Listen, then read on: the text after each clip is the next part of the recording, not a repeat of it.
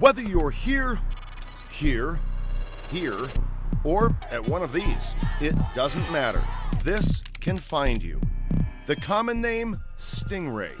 Technically, a cell site simulator. First developed for military use, it's made its way into local law enforcement. It can track a person down to the room they're in if they have their cell phone on them. Stingrays turn these into homing devices. And that's just the beginning. These are tracking devices. This is emitting a signal. This is GPS. Mike Mino with the North Carolina branch of the ACLU has been watching the spread of Stingrays for years. It's my understanding that the software that a lot of these devices use is capable of capturing things like your text messages, the numbers you're calling and receiving calls from. We know for sure they're getting people's location. Here's how it works. Cell phones are always trying to connect to nearby cell towers. A Stingray acts like a cell tower decoy.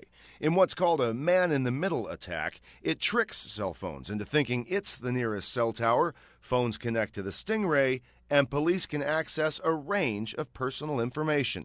But they don't just get intel on one phone. Every phone nearby is forced to divert to the Stingray. Calls are passed on to a real cell tower.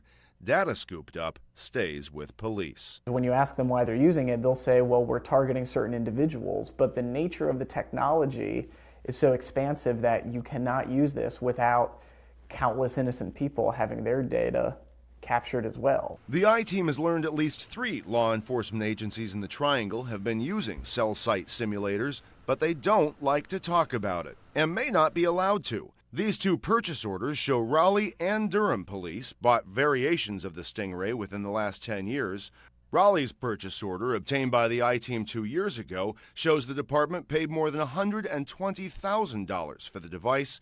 Separate documents obtained by the ACLU show Durham spent nearly twice that. In spite of those purchase orders, both departments claimed not to be using one when the I-Team asked recently. Raleigh says they stopped using theirs because of outdated technology. With the Stingray, though, secrecy is part of the deal. Durham's contract with the device's manufacturer includes a strict non-disclosure clause, not just about the Stingray, but about the agreement itself and its subject matter. There is such secrecy around this, and I think it's because it's so powerful. I have a cell site simulator, and we do use it.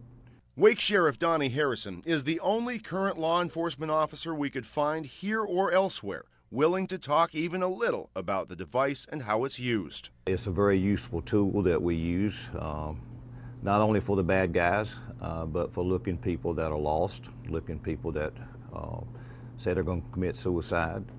Sometimes we have used them for children that's missing that have phones. And basically, that's all about all I'm going to say about it. Harrison told us Wake County has had a cell site simulator since 2008. He insists they're always within the law and always get a warrant first. But there's very little public documentation of those warrants or of the use of Stingrays in general here or in any of the cities in which we looked. But no, we don't like to talk about it. You know, when a general goes in battle, he doesn't give out his battle plans. It's the classic question. Safety or privacy? Law enforcement will tell you these things get bad guys off the street and help good people out in the meantime. Critics say we just don't know, and we don't, by design. As long as we do it lawfully, I don't care what people say. My job is to keep people safe. The public needs to know more. I think this is something that the courts need to know more about. There are real questions about whether a technology that soaks up innocent people's data can be used constitutionally.